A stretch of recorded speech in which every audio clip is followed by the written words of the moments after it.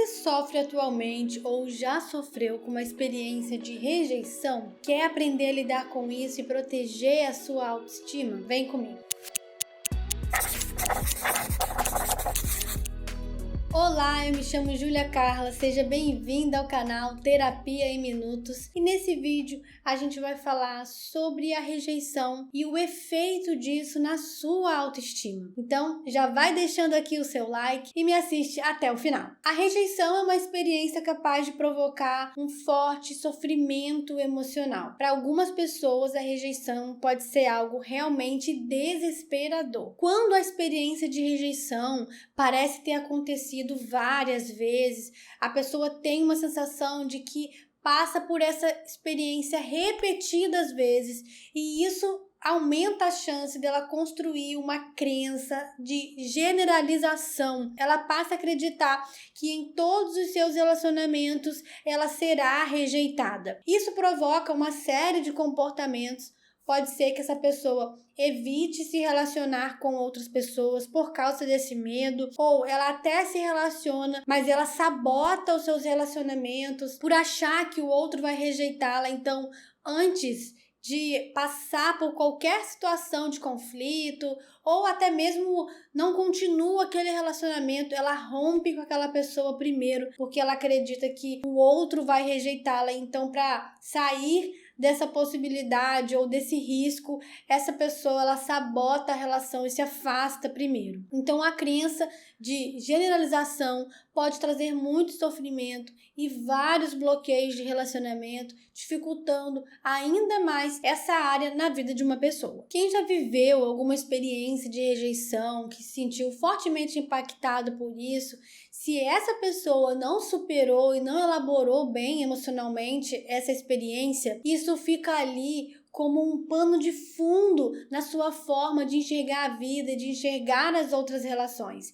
Então, ela tende a interpretar vários eventos da sua realidade pelo olhar da rejeição. Isso faz com que ela comece a interpretar situações que não configuram rejeição racionalmente, mas de alguma forma ela consegue encaixar essa interpretação e achar que realmente ela foi rejeitada mais uma vez. Eu vou te dar um exemplo. Uma vez eu ouvi um relato de uma pessoa que compartilhou comigo as várias experiências que ela passou e que ela entende que foi rejeitada. Até que ela contou uma situação com uma amiga dela de muito tempo, que a amiga dela se casou, teve filho logo em seguida, e aquela amizade foi perdendo a quantidade de situações e eventos em que elas passavam muito tempo juntas. Então, para essa pessoa, houve um afastamento dessa amizade. Só que esse afastamento, que a outra amiga entende como algo normal da vida, é o ciclo da vida, ela se casou, teve filho logo em seguida, então existem mudanças de tempo, rotina, o momento de vida de cada pessoa, o que não impedia de manter a amizade, mas a configuração da amizade é de uma outra forma agora, considerando o contexto de cada pessoa. Só que essa amiga entendia que esse afastamento era uma rejeição. Ela não conseguia entender racionalmente o momento de vida de cada um. Então é como se ela comparasse o período da adolescência, que elas eram amigas e passavam muito tempo juntas, faziam tudo juntas. Por si só, elas tinham muito mais tempo livre do que na fase adulta. E aí, quando ela começa a olhar para o momento do presente e que ela não tem mais tanto tempo com essa amiga, não conversa tanto mais com essa amiga, ela acha que essa amiga se afastou e que isso logo configura uma rejeição. Percebe como é perigoso a gente simplesmente interpretar as coisas de forma automática, de acordo com as tendências de crenças que nós temos aqui dentro e que desconsideram a reflexão racional sobre aquilo? Na verdade, essa cena não configura uma rejeição. É um afastamento relacionado ao momento da vida de cada uma. Não houve um conflito direto entre elas, não houve nada que pudesse impactar essa relação de forma pessoal, algo que era realmente sobre o que uma fez com a outra. Não era sobre isso, era só uma diminuição do tempo que cada uma tinha para se dedicar àquela amizade. Então é super importante que antes de você bater o martelo e concluir que isso é uma rejeição, analise o contexto de forma racional. Veja que a vida tem ciclos, tem fases, momentos em que a gente tem mais tempo para se dedicar a uma amizade ou a um relacionamento e aquilo tem uma configuração. Só que depois as coisas podem mudar e mudam mesmo. Não significa que tenha mudado para pior, só mudou para algo diferente, que faz parte da vida.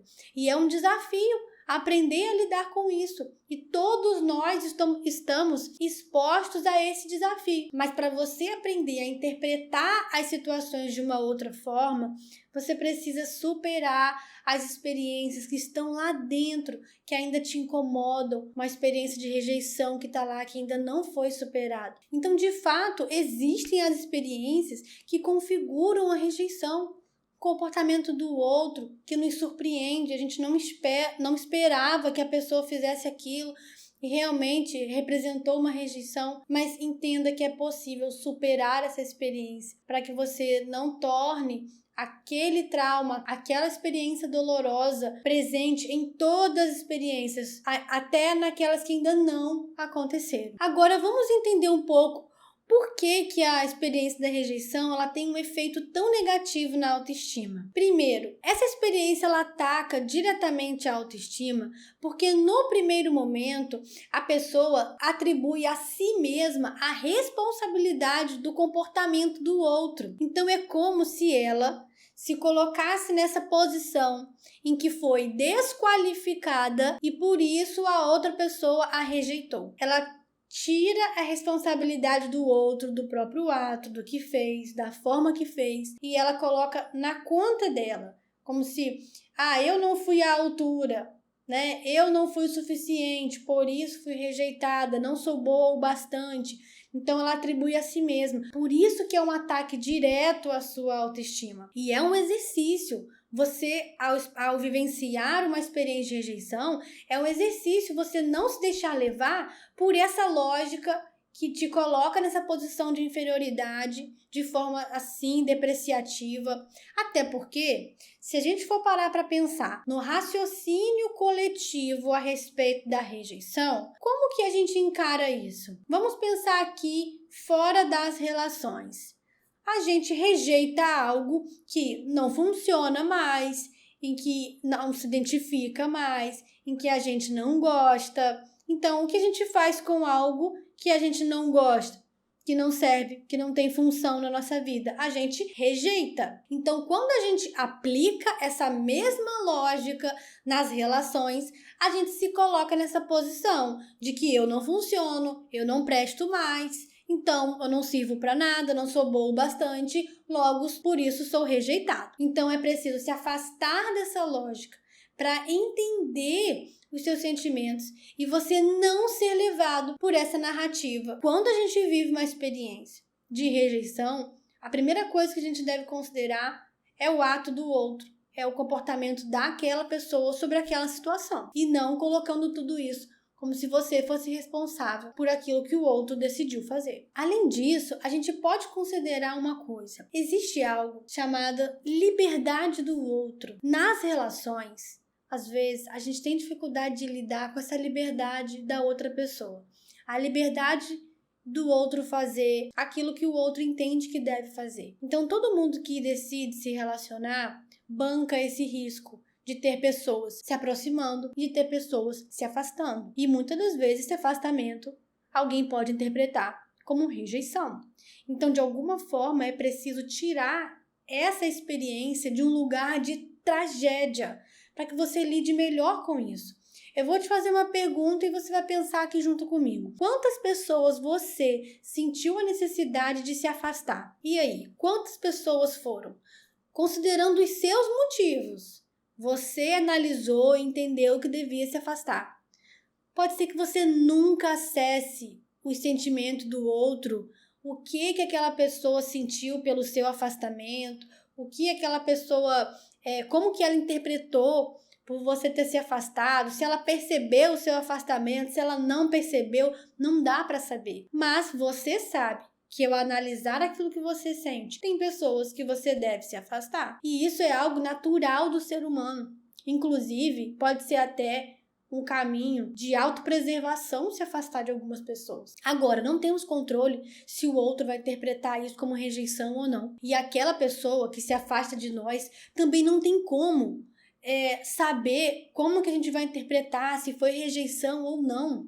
Então, no final, existe algo que é muito maduro emocionalmente de se entender, que é que no final cada um vai ser responsável por lidar com aquilo que sente e fazer algo com isso. Porque a gente não tem controle sobre o comportamento do outro, quem vai ficar, quem vai se afastar. É claro que relacionamentos mais fortes, mais profundos, em que ocorre uma situação mais expressiva de rejeição, vão nos impactar. Mas eu quero dizer que a partir do seu fortalecimento, você também pode superar até essas experiências mais impactantes. Eu vejo com frequência casos relacionados à rejeição e muito sofrimento envolvido quando é término de relacionamento amoroso, muitas vezes relacionados à traição. E aí, com a experiência da traição, essa rejeição parece que ainda fica mais marcada, né? Existe ali um ego ferido e aquele sentimento de pessoa que foi desqualificada, trocada, substituída, parece que se destaca. Então, é super importante que você entenda o que está sentindo para se afastar dessa lógica em que você se sentiu desqualificada e você se reconectar novamente com o seu valor próprio, com quem você é, com o seu amor próprio, superar e virar a página dessa experiência. Então, para te ajudar a lidar melhor com a rejeição, os efeitos dela da sua autoestima, eu vou te falar aqui alguns passos para que você proteja a sua autoestima diante dessa experiência. O primeiro passo é: fortaleça a sua autoestima exercendo o amor próprio e a autovalorização. Então, nessa hora, você precisa voltar o seu olhar para si, para o seu autocuidado, exercendo esse amor próprio,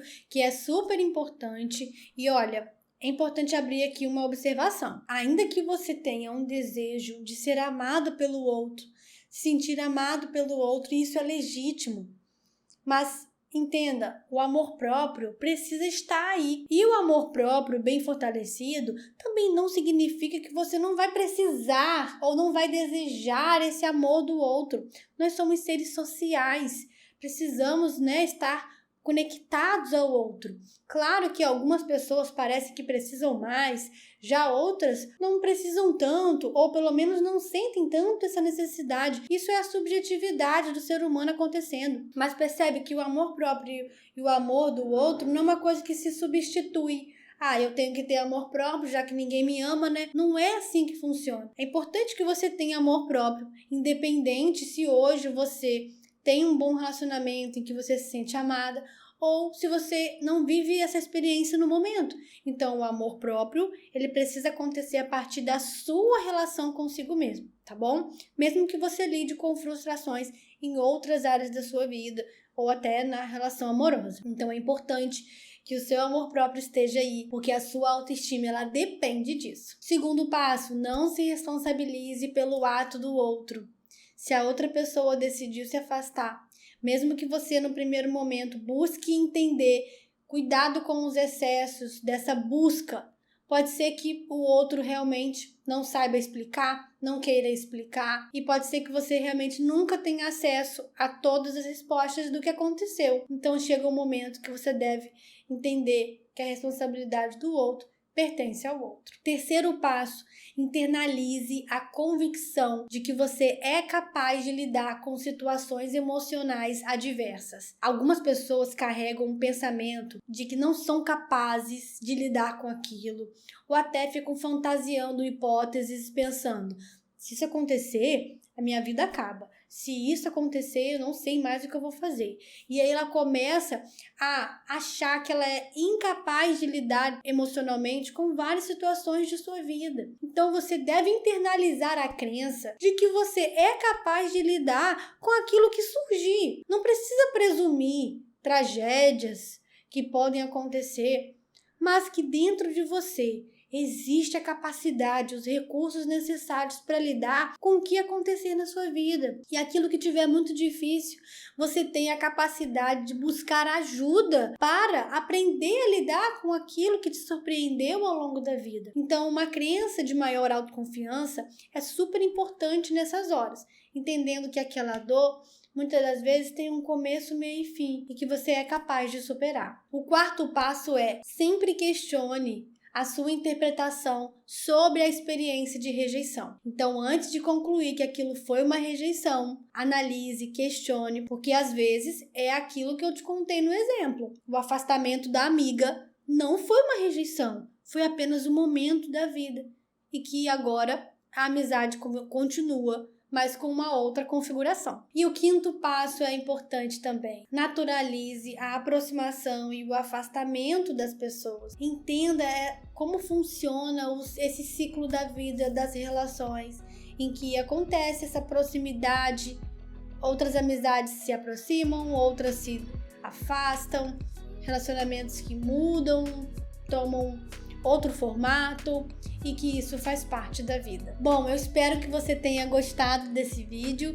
Eu quero te incentivar a deixar aqui um comentário contando um pouco da sua experiência ou trazendo alguma pergunta. Compartilhe esse vídeo com alguém, deixa o seu like, se inscreve no canal e a gente se vê no próximo vídeo.